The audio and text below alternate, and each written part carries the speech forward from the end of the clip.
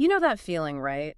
That sudden kind of chilling moment when you realize the ground under your career isn't quite so solid anymore. Yeah. It's that really unsettling feeling where, well, what felt like bedrock suddenly feels movable, unstable. Totally unpredictable. We've all felt it, I think. Definitely. Budget cuts happen, priorities shift, mergers, you name it. Career stability often feels, well, a bit fragile. But this time feels different, doesn't it? It does. There's this huge force kind of rewriting the rules faster than I think anyone really expected. Technology. And And- specifically generative AI. Exactly. And that's really our mission today, looking through this career coaching material. How do we understand this disruption? How do we move from feeling, frankly, unsettled to strategically reinventing things? Yeah, how do we navigate this? Because the security we used to rely on, that sort of linear path, Hmm. it's just not there in the same way. It's fluid now. And the core idea from this material, which I found really powerful, is a reframing. It says, uncertainty isn't failure. Right? It's feedback. Simple as that. Uncertainty is feedback. Let's dig into that. We really should. Because that feeling of instability, it's easy to take it personally. You start questioning your path, your value. Your whole worth sometimes. Exactly. But the coaching perspective says, look, externalize it. Think of it like getting a flat tire. You don't blame the engine, right? No, you fix the top. You interpret the feedback, the bumpiness, the pulling, and you act. This instability, it's just feedback from the environment. So it's not a personal failing if your industry is being turned upside down by tech or budget cuts. Not at all. It's a signal, a big flashing signal that the terrain has changed. Okay. And the same disruption, the automation, the cuts, that's actually what pushes us towards reinvention. The people who succeed aren't the ones fighting the change. They're the ones reading the signal. They're the ones interpreting the feedback loop and pivoting. The moment you stop seeing uncertainty as a threat to your worth and start seeing it as just data about what the market needs now, that changes everything.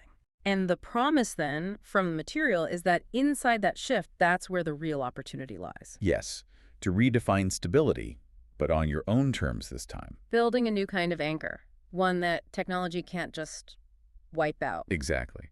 Which brings us to the big driver, AI. Right. Generative AI still feels like a threat to a lot of people, especially if their job involves, content, data, admin tasks. Understandably. The narrative is often about replacement. But the coaching philosophy here pushes back on that. Hard. It says, stop thinking replacement, start thinking realignment. Realignment. Yeah. See these tools as partners, radical partners even, not the enemy at the gates. Okay, let me push on that a bit. Realignment can sound, well, a bit like corporate speak for figure it out or you're out. Fair point. What does it practically mean? How does AI force this realignment? It's about the type of work AI takes over. Think level 1 cognitive tasks. Drafting initial content, summarizing huge reports, basic coding, scheduling nightmares. This is stuff that eats up hours. Exactly. Maybe 40% of a professional's time, sometimes more. Once AI handles that busy work, your role has to shift. It frees you up. Frees you up for what? That's the key question. What does AI invite us to focus on? It points us back to the systems that have always been uniquely human. Ah, And yeah. when you merge those human strengths with these incredibly fast tools, that's where you get organizations that aren't just efficient, but agile, people-focused, sustainable. So it's not just about surviving AI, it's about using it to expand what you can do. Precisely. Expand your capacity, your visibility. The coaching phrase is, do more of the work that matters most. Right. It flips the script. It's not AI will take my job, it's AI will take the drudgery so I can focus on impact. That's the potential, yes. It's Yeah. used intentionally and ethically. Okay, so if AI takes the transactional stuff, the predictable stuff, where do we anchor ourselves? What's left? This is crucial. The first step in the coaching strategy is assessing what doesn't change. What are your constants? The human skills technology can't truly replicate. That's the foundation for this new stability. Absolutely. These are the critical human systems, as the material calls them. Your career brand is built on these. Let's list them out. Because soft skills have been talked about forever. How are these different now? Let's start with communication and empathy. Why are they anchors? Good question. Because their application changes. In an AI world, communication isn't just about writing clearly. It's about ethical clarity, meaning ensuring AI output aligns with human intent, with legal stuff, with the brand's voice. You need to communicate the why behind the AI-assisted decision, the human judgment involved. Okay, so it's a higher level of communication. And empathy. Empathy becomes critical for designing interfaces people can actually use, for understanding customer needs in a digital world. AI can analyze sentiment data, sure. But it can't deliver genuine compassion. Or negotiate a tricky human conflict. These aren't soft skills anymore. The material calls them the hard currency of leadership. That's a great way to put it. Okay. Next up, decision-making and leadership. Higher level stuff. Absolutely core. AI throws data at us faster than ever. But data isn't wisdom. Right. So decision-making is more critical, not less. You're deciding based on data that's often been synthesized by AI. You need to vet it, apply context, risk assessment, vision, things algorithms don't have. You're the final filter, the sense maker. Exactly. And leadership, it's shifting away from just managing tasks. Because AI can manage tasks. Right. It's becoming management by meaning. You need the emotional intelligence to guide teams through constant flux, create psychological safety, articulate a vision that keeps people motivated even when their roles are changing fast. That resonates. Okay, last two. Creativity and critical thinking. These often feel threatened by AI, don't they? I see AI making art, writing code. It's a common concern. But think about it. AI generates output based on its training data. Humans drive intent and originality. AI is amazing at pattern matching, at combining existing styles.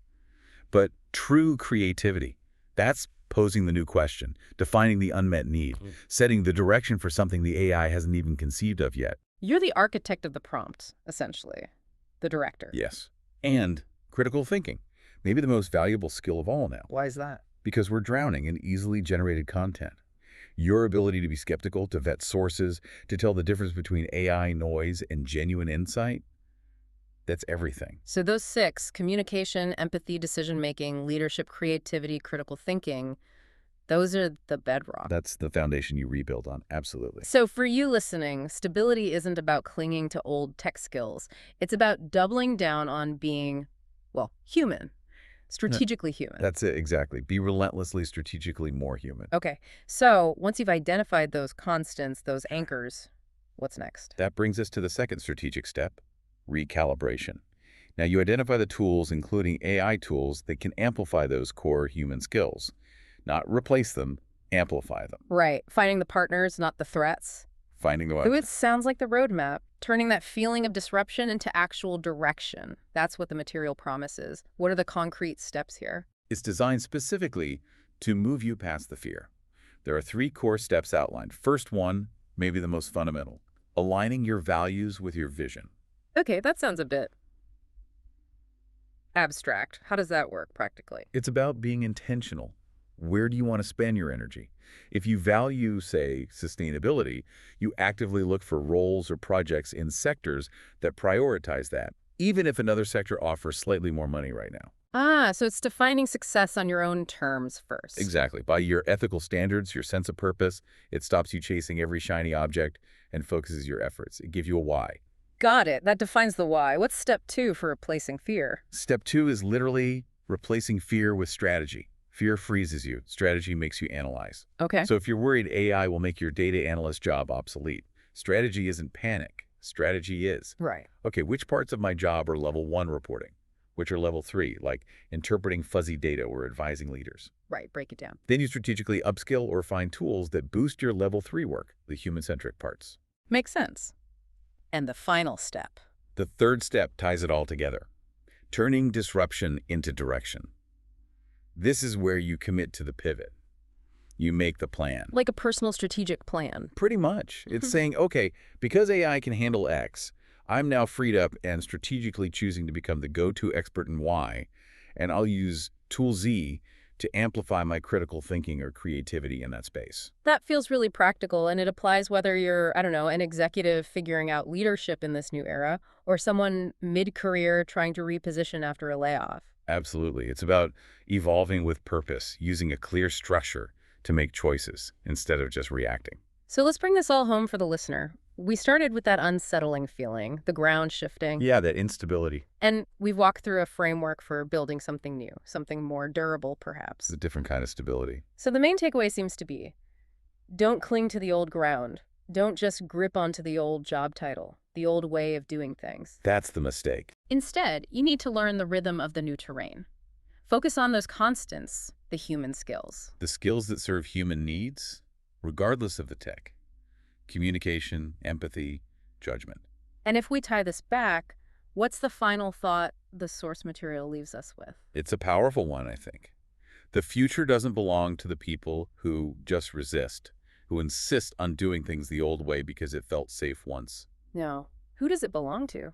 It belongs to the adaptable, to the learners, to the people willing to consciously, continuously integrate the best of human intelligence with the power of artificial intelligence.